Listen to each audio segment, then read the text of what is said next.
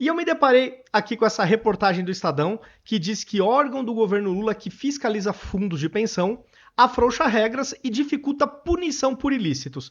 Quando eu vi essa manchete, imediatamente já me veio a recordação a CPI que teve em 2015 sobre os fundos de pensão.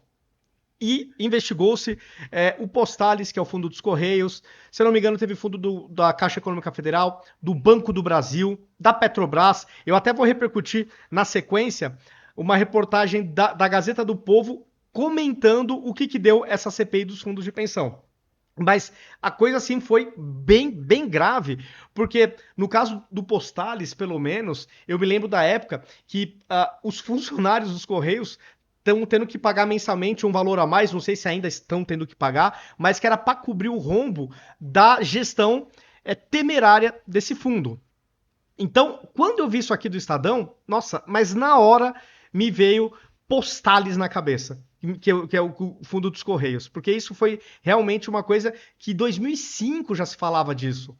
E aí depois veio a CPI de 2015 que eu já vou repercutir. Vamos entrar aqui brevemente nessa reportagem. Eu não vou ler toda ela porque é muito grande. Quem se interessar, eu peço que leia toda ela para ter toda a sua conclusão final. Aqui eu vou pegar o início dessa reportagem, que já dá um entendimento, né, dessa manchete. Mas quem se interessar, leia tudo que é importante. E depois, na sequência, eu vou pegar uma reportagem da Gazeta do Povo que rememora, é uma reportagem de 2022, mas que rememora o que ocorreu na CPI de 2015 sobre os fundos de pensão, que foi na hora o elo que eu fiz, foi a conexão que eu fiz. Então, indo primeiro para essa reportagem do Estadão. Órgão do governo Lula, que fiscaliza fundos de pensão, afrouxa regras e dificulta punição por ilícitos. Pegando aqui o começo da reportagem, publicada em agosto, a resolução número 23 da Superintendência Nacional de Previdência Complementar, a Previc, órgão que é ligado ao Ministério da Previdência, então por isso que a manchete fala que é um órgão do governo Lula, reduz as possibilidades de penalização administrativa contra gestores de fundos de pensão acusados de irregularidade. Presta atenção, que aqui tá, digamos assim, a pegadinha. A redação estabelece como ato regular de gestão medidas tomadas de boa fé. E aí que eu sou leigo, mas para mim aqui tá entrando uma subjetividade perigosa. Se você é do direito, coloca nos comentários se você concorda. Mas aí diz o seguinte, tá falando de boa fé, né? Na prática, é preciso agora comprovar que investimentos lesivos às finanças dos beneficiários foram feitos com a intenção de prejudicá-los. Então agora você entra na subjetividade total, porque agora vai ter que se provar que não houve boa fé. De repente você pode alegar, sei lá, errei, né? Enfim, eu entendo que aqui essa subjetividade tende a ajudar quem às vezes fez coisa que não devia. O órgão afirma que a norma visa assegurar atuação garantista e republicana e segue manual de melhores práticas de entidades internacionais. Críticos dizem, porém, que é uma blindagem após a Operação Greenfield, que investigou desvios nos fundos de pensão. Essa Operação Greenfield foi uma derivada aí da Lava Jato. Em depoimento à Corregedoria da Procuradoria-Geral Federal, PGF, que é um órgão vinculado à AGU, procuradores da Previc apontaram também ilegalidades no texto e o descumprimento de trâmites burocráticos para aprová-lo na diretoria colegiada. Dizem ainda ter sofrido pressão de um superior para antecipar conclusões técnicas sobre o tema. Então, já não cheira bem, né? As queixas foram apresentadas em uma investigação da PGF que culminou no afastamento cautelar do agora ex-procurador-chefe da Previc e autor da resolução, que é o Danilo Martins, contra quem foi aberto um processo administrativo. Ele havia sido nomeado pelo governo Lula, né, pelo Carlos Lupe, que é o ministro da Previdência Social. Martins não quis se manifestar, alegando que o procedimento ainda está em curso. A Associação Nacional dos Advogados, a ANAF, afirmou que integrantes da categoria não são responsáveis pelos atos praticados pelos seus gestores públicos, conforme se verifica de inúmeras decisões judiciais e administrativas proferidas nesse sentido. E aqui eu vou ler só mais esse parágrafo e o próximo, e aí eu vou para a reportagem da Gazeta do Povo, que aí vocês já vão ter uma ideia do que está falando isso aqui. E aí peço que leiam, terminem de ler o restante dessa reportagem do Estadão, que é muito grande. Mas olhem isso. 2 semanas após a resolução entrar em vigor, 34 ex-gestores dos fundos de pensão da Petrobras e da Vale, denunciados pelo Ministério Público por gestão temerária, pediram o adiamento de julgamento de autos de infração a que respondem na Câmara de Recursos da Previdência Complementar.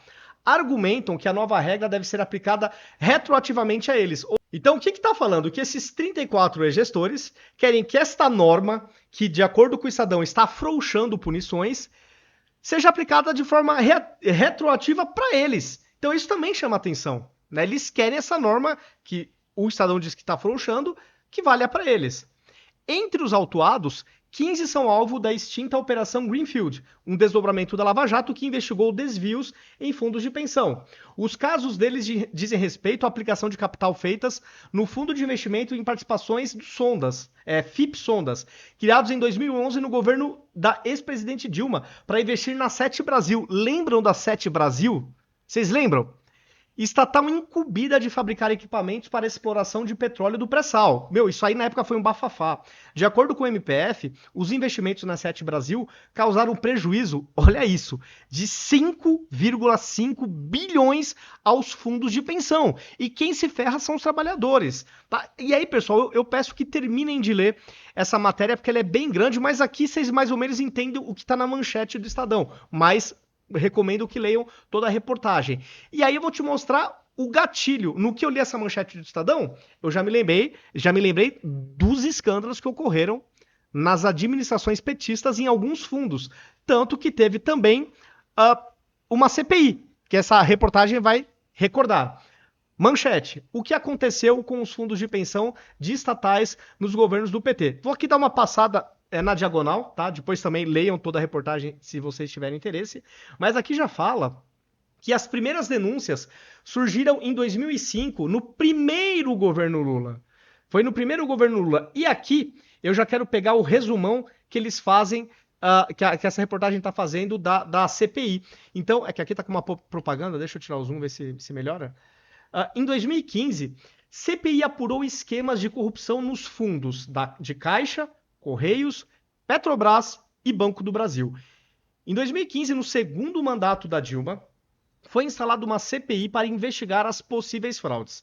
A CPI dos fundos de pensão, como ficou conhecida, apurou ao longo de 8 meses esquemas de corrupção nos fundos da Caixa Econômica, que é o FUNCEF, Fundo dos Correios, Postales, que, nossa, o Postales ficou famosíssimo. O Petros da Petrobras também, aliás, todos esses, né? E do Banco do Brasil, Previ. As investigações abrangeram indícios de 15 casos de fraude e má gestão dos fundos, no período de 2003 a 2015, praticamente todas as últimas administrações do PT, né? Pegou Dilma Rousseff, pegou Lula, enfim. O relatório final da CPI pediu esclarecimento sobre 353 suspeitas de crimes e infrações administrativas e o indiciamento de 146 pessoas. No documento, a comissão calculava, olha isso, povo, 6,62 bilhões o prejuízo apurado nas 4 entidades, nesses fundos que eu citei. 6,6 bilhões. Quem paga esse rombo? Os próprios trabalhadores. Em 5 anos, os ativos das 4 entidades teriam somado perdas da ordem de 113 bilhões, em razão do desequilíbrio entre a rentabilidade dos fundos e o compromisso de pagamento de aposentadorias e pensões. Centenas de milhares de aposentados e pensionistas, participantes dos fundos, passaram a ter descontos mensais em seus benefícios para bancar os desequilíbrios financeiros.